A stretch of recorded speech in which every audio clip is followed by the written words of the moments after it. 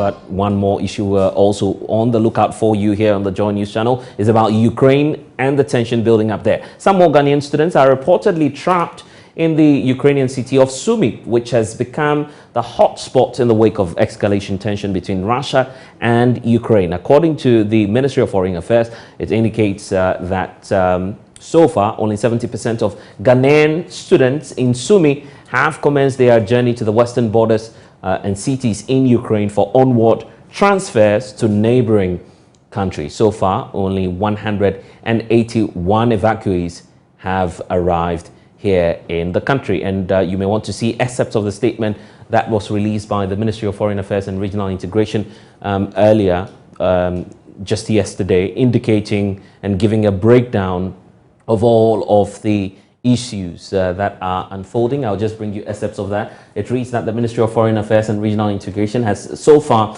received 88 Ghanaian students from Romania, Hungary and Poland as part of the evacuation of Ghanaian nationals from Ukraine. This brings the total number of evacuees to 181. That's 181, and as of 12 p.m.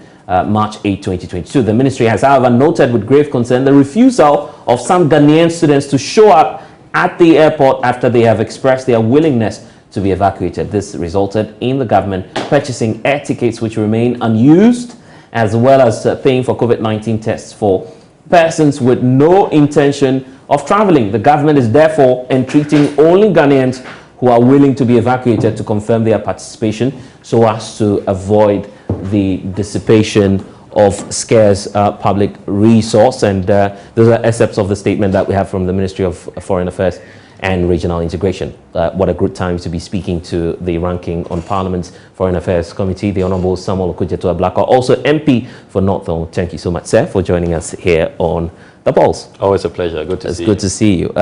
Let's start off from the journey you made. Some call it perilous, but I don't know if that's the best description for that. We're all surprised when we saw on your social media accounts that you've decided to take a step to go to the front lines to Romania and to visit some of the students, Ghanaian students who were out there stranded.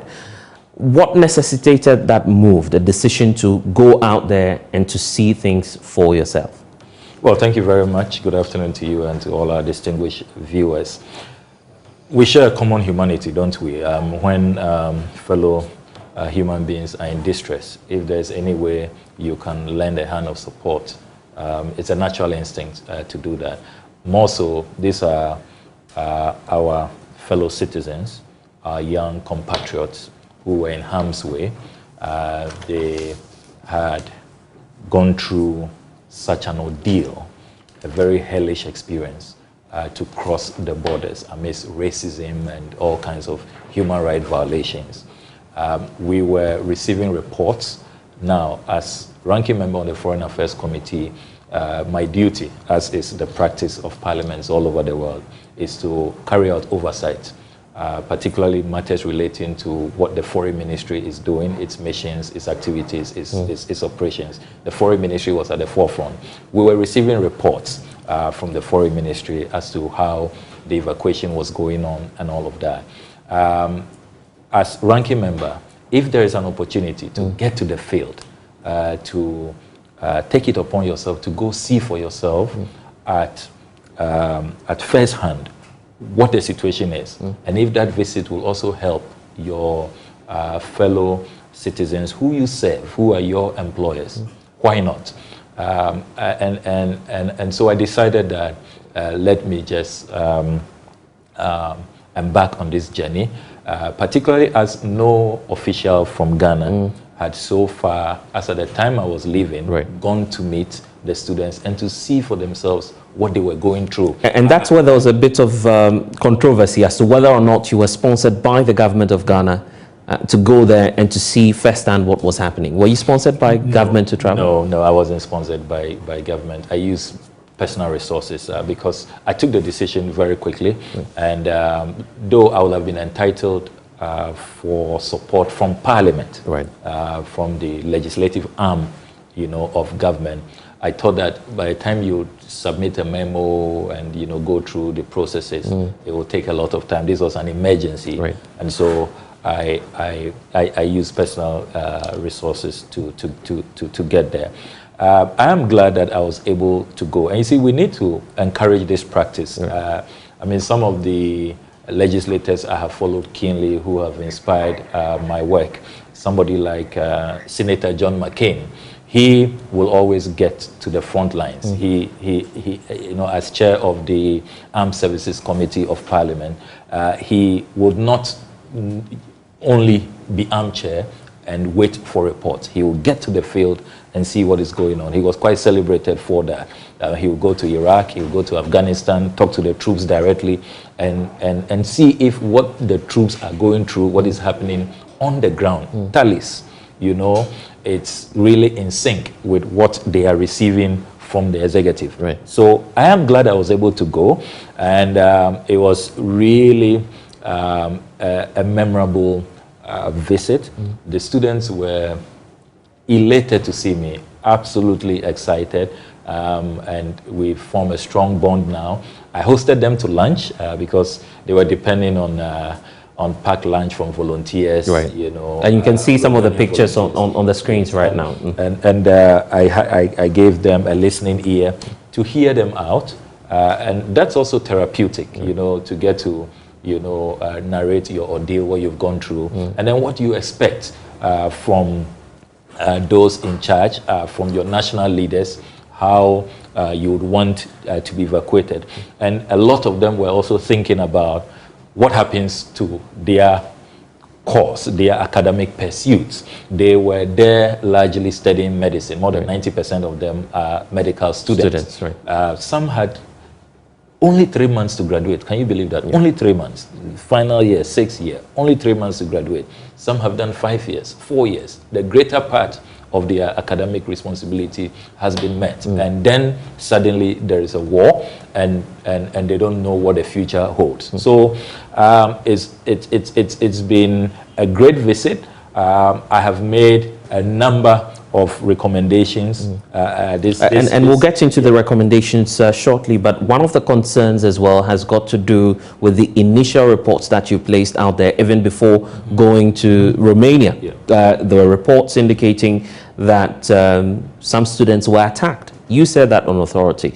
The Foreign Affairs Minister came out then to indicate that that's not an accurate report. Have you reflected over these comments, and what facts do you gather about this? As I said earlier, it is important as ranking member and as members of parliament who are carrying out oversight over particular sectors to be hands-on and to engage directly with persons affected. So throughout this crisis, I have never made up any story. I have never put out anything that I have not verified or I have not heard from the key actors responsible. When I put out that narrative about a train station attack, and there were some Ghanaian students in the train when the attack took place, it came from the students themselves. I mean, it was the NUC's president who I've kept very close communication with, NUC's Ukraine president, Mr. Philip Bobier and son, who's been so phenomenal and inspirational. I mean, I have commended him greatly. Look, when we come to tell the story about these evacuations, many people focus on only the final leg of the evacuation from the bordering countries, neighboring countries right. to Ghana. That is the easiest part. The more difficult part of the evacuation was getting out of harm's way, navigating your way when there are bombs, there are gunshots, you know, all kinds of, you know, bombardments. Finding your way out, particularly those who were in Sumy, those who were in Kharkiv, finding their way out to the borders. And NUC's Ukraine. And then to some extent, you must commend PENSA, Pentecost International. Look, NUC's Ukraine used their own resources, you know, about $3,000 in their account to pay bus drivers to transport them, ferry them across cities onto the borders with Romania, Czech, Slovakia, Moldova, Hungary, Poland, you know, and then government took it up from there. Right. So this report about the train attack came from the NUC's president, and he made clear that no Ghanaian student, you know, had had suffered any injuries. Right. But the attack happened. But the attack happened. And that you have confirmed. Yes, and I've confirmed. He insists that it happened. He did not mislead me. So I don't know where the foreign minister checked from, because she didn't call me. I'm not aware that she's also checked from the students. But I mean, I do not think that, look, in the midst of this major humanitarian crisis, I mean, we are witnessing what we haven't seen in our lifetime. The last time something like this happened in Europe probably was in 1935. So I want us to focus on the bigger issues of the safety of our nationals and how we bring them to safety. But I would never mislead the Ghanaian people. Look, parents are already under so much pressure. They are burdened. There is a lot of anxiety. They are wondering, they are traumatized. They are not in a good place. So all of us in leadership must try to ease their burden and not, as it were, further inflame or if you like, muddy the waters. I was going to take your thoughts. Yes, I was going to take your thoughts on the evacuation process, and you can have that on your screens now. The figures as we have them. In fact, the total number of persons resident in Ukraine itself, as you see the numbers on your screen now, the numbers are contained in the press release by the Foreign Affairs Minister, unconfirmed figures now, but we are estimating that about 1,200 persons, mostly students, 945 of them are actually students. And a significant number of these students have made their way into neighboring countries, Romania and other, the countries, Belarus and some of these areas. And that's the number we're talking about, 1,200. And I wanted to take your thoughts on that. 181 of them are back home now.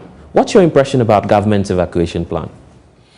I have already said that government's shift in position is one that is commendable. You will recall that the initial statement from the foreign ministry was that our students should look out for safe havens, shelters, and go into hiding. I criticized that position.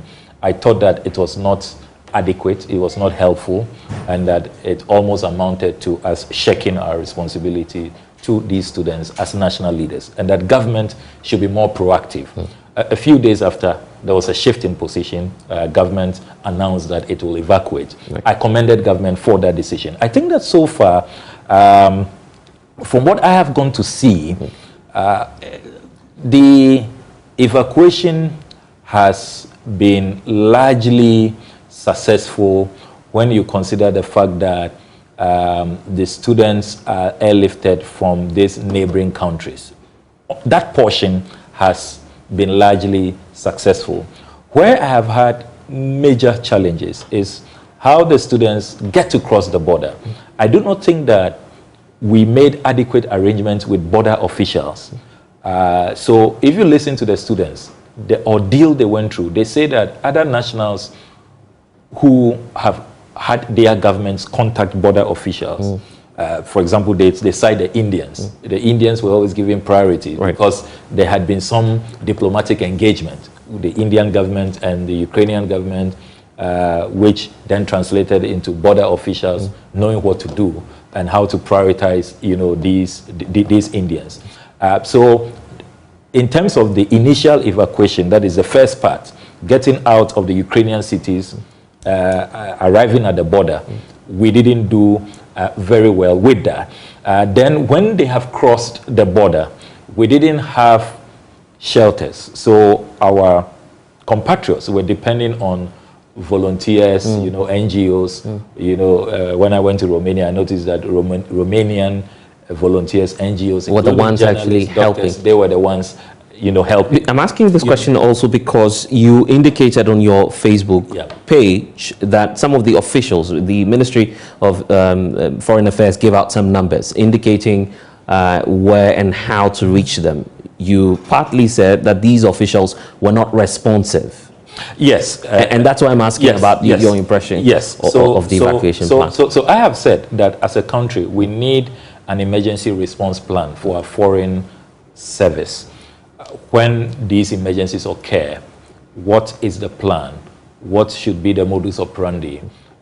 even alert levels, at what point should our nationals start moving, where do they converge, and how do our missions take it from there?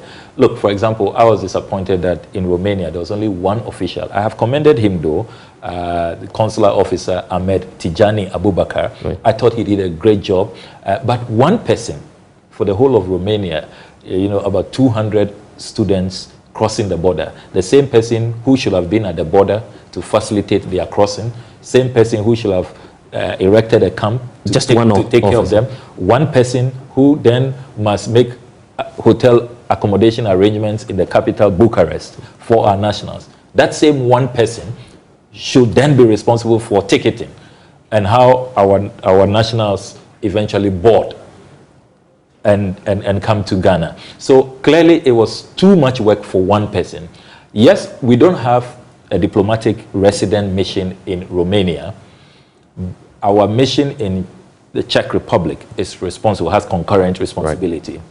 So what you do, if there was an emergency plan, is to make sure that even if the mission in the Czech Republic is stretched, you can bring on board other European consular officials. We have an embassy in Moscow. We have one in Oslo.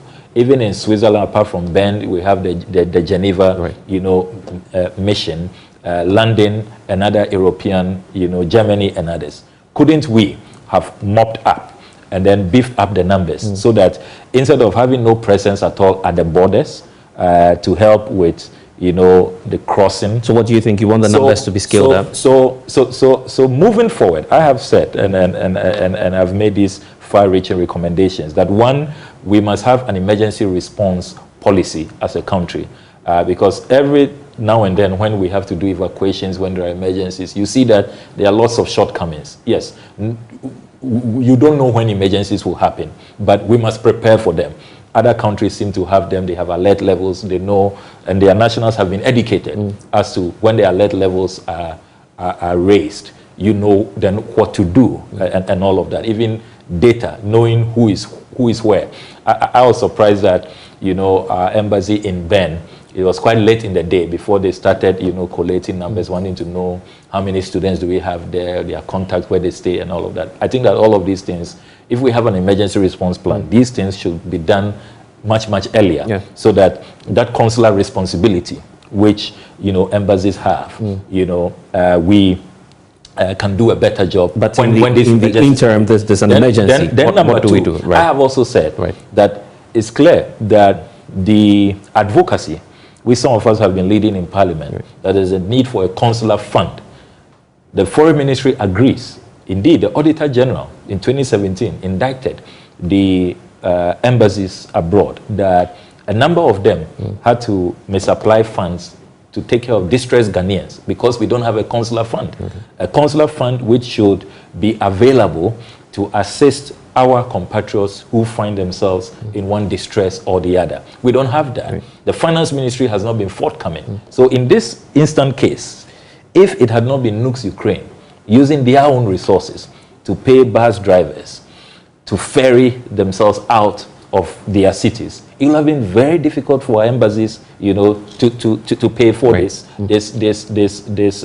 emergency travels that had to take place. So we need that consular fund. This is one of the lessons that we must learn. But now, in terms of what has to be done as we come to, if you like, the end of the evacuations, it is clear to me that at this point we need to do a better job at counseling, at engaging us, and it comes back to what I saw in Romania, where only one consular official with so much responsibility. I didn't see, much to my disappointment, that when these students have finally crossed the borders and been brought to a holding place, their hotel, for example, the Hello Hotel in Romania, which was hosting our students. We didn't have, a team of medical practitioners, psychologists, counselors. If we had that to put them in a good place and to even educate them about their options. And that's why I wanted to find out if we should be scaling up the numbers. Obviously, that's of concern to you. Yeah, we need to. We need to because you see, we've left these students largely on their own, and some of them, and these are 20-year-olds, people in their early 20s, very young adults who are compelled on the spur of the moment to take a life-changing decision. And I'm not surprised that you are seeing now quite a good number saying they prefer to stay in Europe. Yeah. As I told them when I had lunch with them and had the opportunity to speak to them, I said that, look, that's such a risky thing to do. Don't go to another country where you are declared an illegal immigrant. If you are arrested and deported, you mar your record, and you may not be able to get a visa to even return to Europe to finish your program if you have to return to Europe to finish your program. So it's better to take up the offer by the government of Ghana and return home.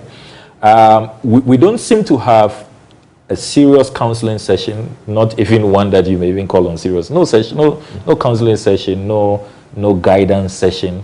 I mean, look, they've gone through a lot of trauma. You need psychologists to assist them.